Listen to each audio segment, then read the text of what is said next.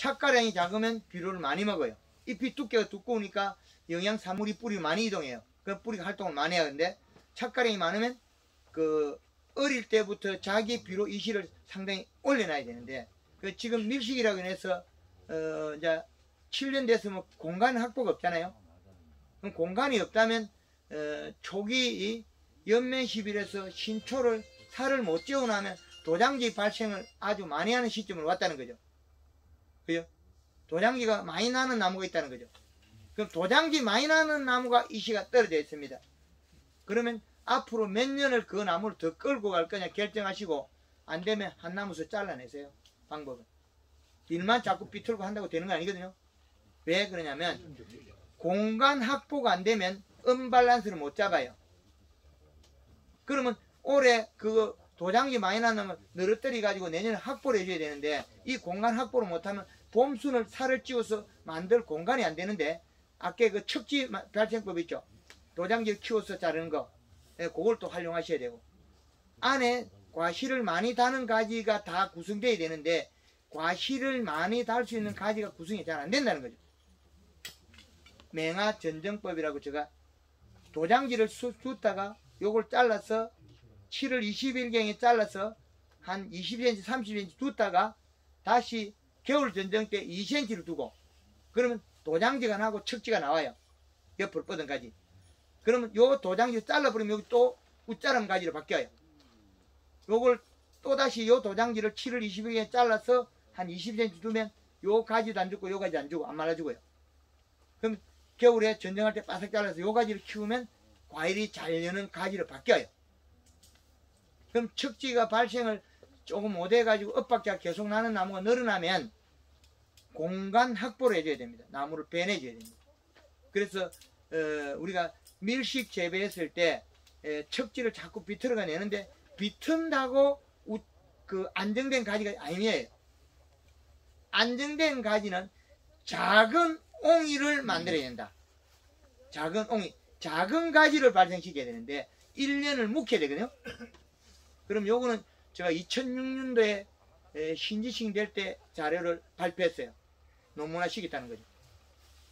요 가지를 도장지를 7월 20일에 자르고 그 다음에 겨울 전정에서는 2cm를 남겨놓고 그러면 햇순이 도장지가 나고 짧은 옆으로 뻗은 가지 척지들이 나와요.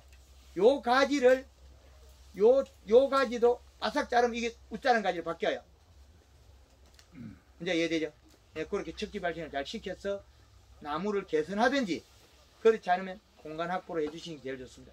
그 이 시는 유모 그 밀식 가온에서는 0.8 그래서 수학 시간은 0.5 정도 그 이 시가 적당하다 봅니다.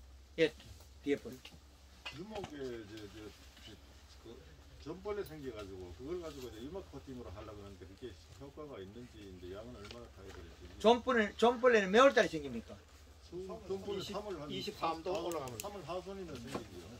20도 이상 올라가면 좀 벌어지 나가요. 그 나오는 원인이 뭡니까? 나무가 그 동해 입은 거 아니에요? 그래서 동해도 입었지만 동해 안 입은 나무도 그렇게 많이 생기더라고요. 그리고 어차피 뭐 동해 입었거나 어때는 여름에 그 한여름에 가을에 존벌레 생겨요? 가을은 잘 안 생기죠. 그러면 그 동해 동해 맞습니다. 예. 동해에 의한 피부 조직의 탈수에 의한 자기가 먹을 공간이 생겨서 들어간 거지.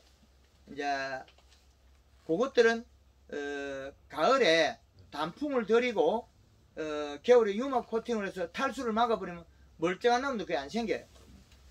그게 이제 소나무 죽는다고 유공간을 묻고 농약을 뿌리가 큰 소나무 옮기죠. 그거 똑같은 거예요.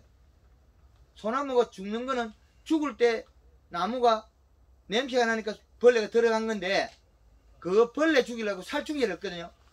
그 소나무가 죽은 원인은 이 큰 나무를 옮길 때 뿌리를 다 자르고 옮겼으니까 비군이 위로 안 올라간 거예요. 그래서 비 오고 난 뒤에 영양제만 치줬으면 괜찮아요. 이 나무도 다 살아요. 그런데 잎이 살이 빠져서 굶어서 죽은 거거든요. 그럼 봄에 우리가 존벌레 생긴 것도 역시 마찬가지로 겨울에 탄수화물 농도 부족으로 존벌레 생긴 거죠. 존벌레는 무수히 있다는 거죠. 멀쩡한 나무들은 냄새가 안 나기 때문에 못 들어가죠. 상했나무들은 안에서 요 껍질과 나무 목질 사이에 그 부분의 조직이 파괴돼서 냄새가 나니까 그 먹으러 들어간 거죠. 지난해도 처음 이제 유막 코팅을 처음 했는 상태인데 지금도 보니까 맨나무가 좀 물이 좀 나는 거 보니 동해를 입었는데 어차피 이제 점벌레 약을 쳐야 되는 입장이니까 그래 이제 여쭤보는 거죠. 예, 좀벌레 약을 치는 것 같으면 그거 유막으로 하면 안 되나 물어봐. 그거는 그저 이제 엘산이나 냄새 나는 거 엘산이나 고는 거를 거기에다가 그저 식용유하고 퐁퐁 좀 넣어 쳐놔 버리면 그게 제일 나을 것 같습니다. 그러면 냄새가 오래 가기 때문에 벌레가 아예 들어오질 못해. 그러면 자기 스스로 또 치유하거든요. 조금 상처 입었다고 나무가 100% 죽거나 그런 거 아닙니다. 자기 스스로 치유하는데 그 기간 동안에 벌레가 장애 안 주도록. 그거는 어떻게 왜 생겼냐면 봄순에 굵기가 가늘어서 생긴 일이에요. 초기 연면시비 안에서 후기 비대량이 많아서 몸속에 완전히 소화된 단풍이 들은 게 아니고 단풍이 안 들어서 탄수화물 부족으로. 예. 예. 그 불안병하고 그 화상병 이런 병에도 좀 도움이 됩니까? 면역력이 강해지는 도움이 되죠. 많이 도움이 됩니다. 예.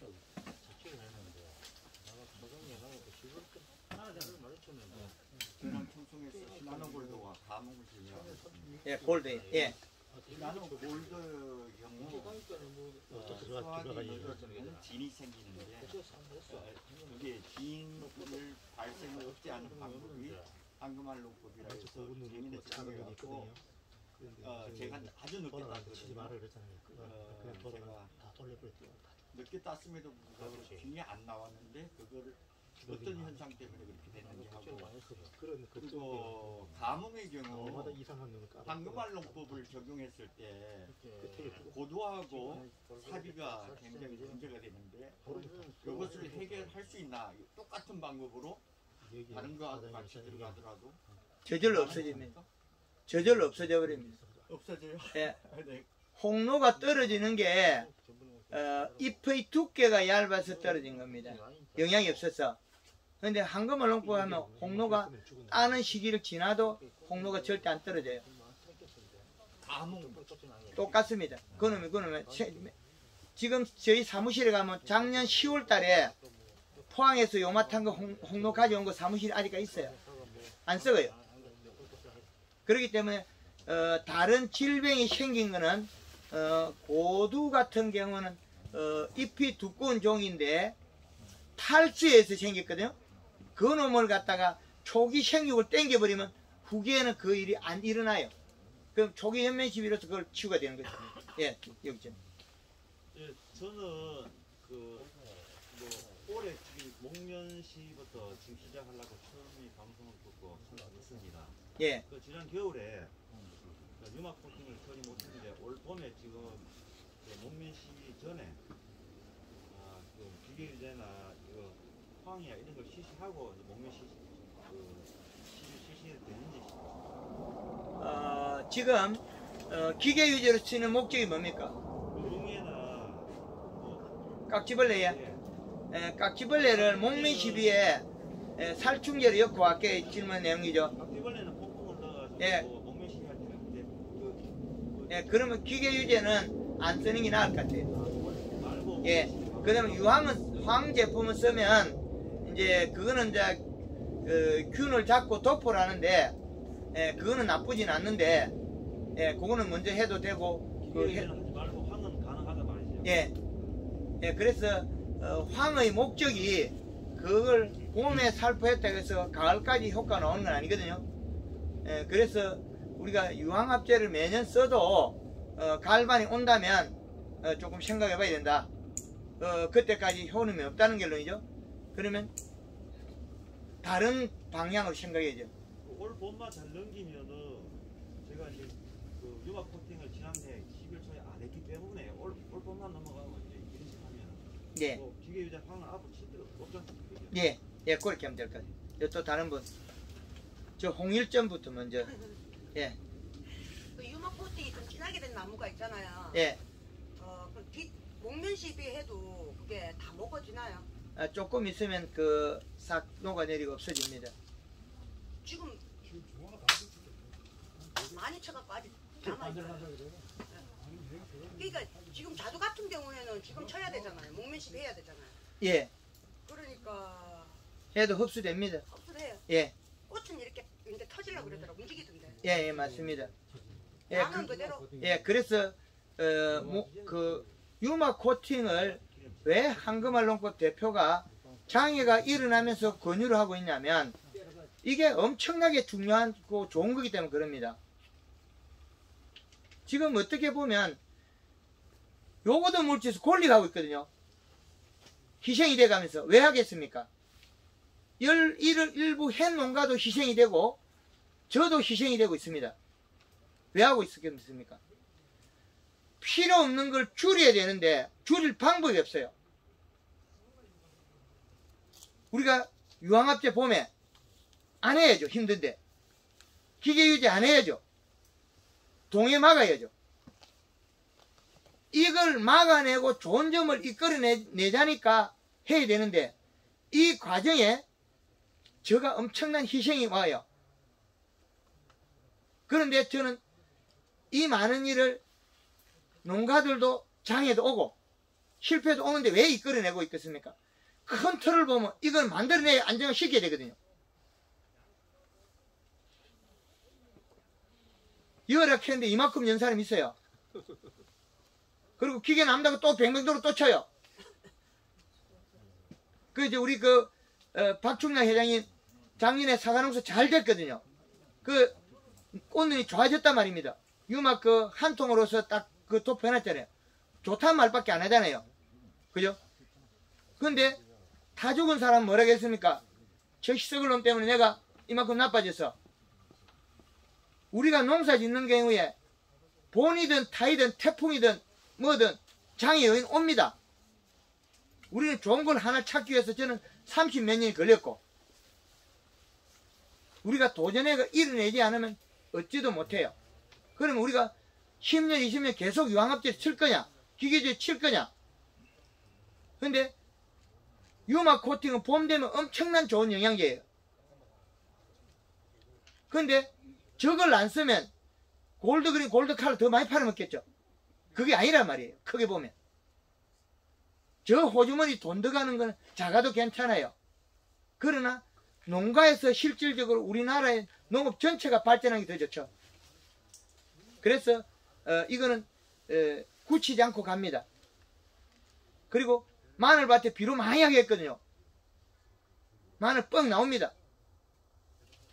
그 과정에 지금 찾아가지고 거의 완성 다 시켜놨거든. 몇 년 만에.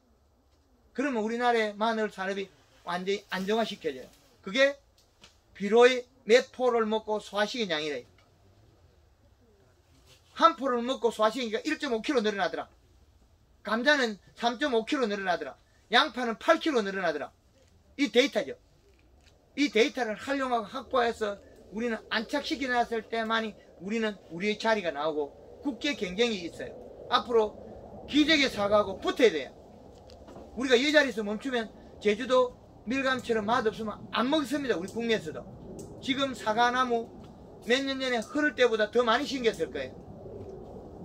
그런데 왜 사과가 생산량이 감소했냐면 비료를 적게 줘서 감소하고 그 일어난 일 때문에 새가 줄어드는 거지. 앞으로 비료량을 늘리면 사과 엄청나게 양 늘어나요.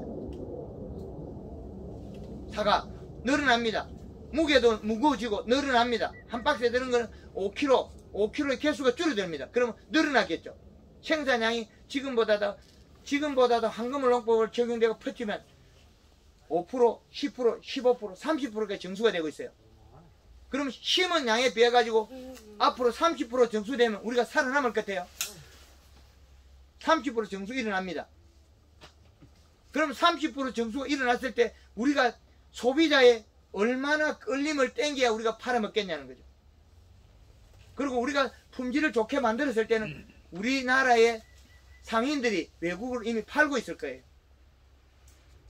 그래서 계속 노력해서 개성 발전시켜야 됩니다. 그리고 최 회장, 박 회장님 어디 농가 방문할 때 있습니까? 어떻게 결정 어떻게 하실 겁니까? 농가에 한번 가보시면 좋던데. 저 질문 하나 있습니다. 아니 그러니까 저 구청서 그 회원 그 농가에 너무 많은 곳에 움직일 수는 없어요. 그죠? 예. 한 군데 뭐. 아니 나저 한 군데 가깝습니다. 대표님 문자 했잖아. 이런 소리지.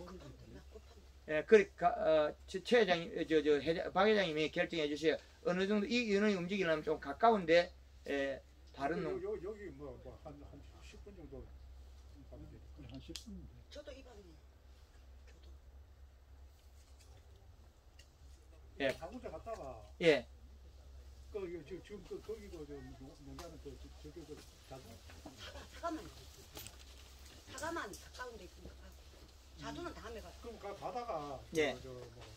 가다가 들렸다가 차서 지금 예, 예. 그러면 그건 그렇게 하도록 하고 그러면 여기 뭡니까 지금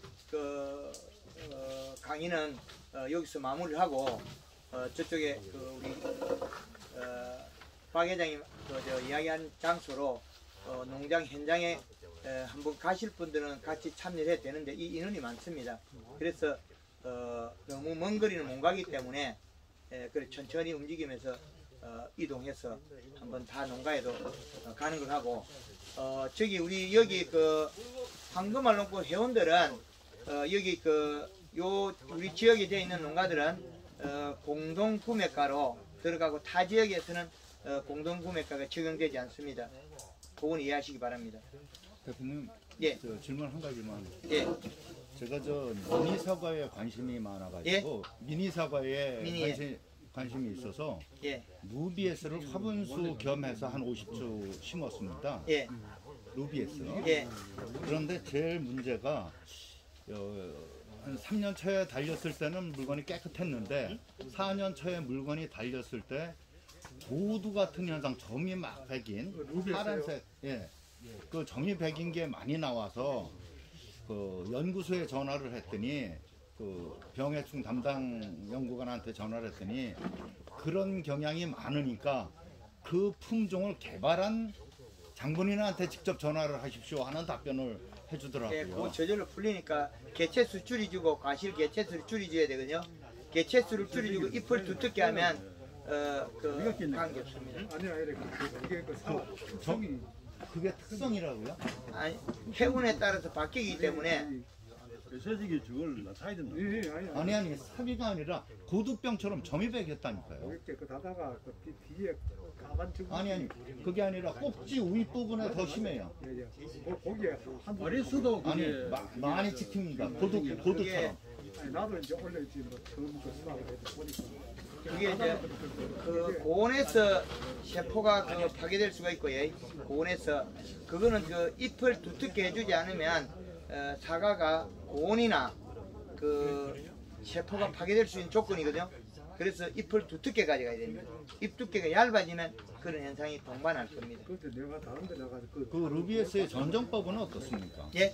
전정하는 방법. 그거 전정으로서 해결 안 됩니다. 아니 그 전정은 뭐 일반 부사하고 같이 해도 같은 그거는 형식으로 해도 됩니까? 일반 농가에 담을 것이고. 그런 식으로 예, 그러면 일반 부사식으로 그런 식으로 하면 안 되고 좀 이런 식으로 해가지고 좀 드물게 아주 드물게더라고요. 너무 그렇게 말고 어차피 이거는 색깔하고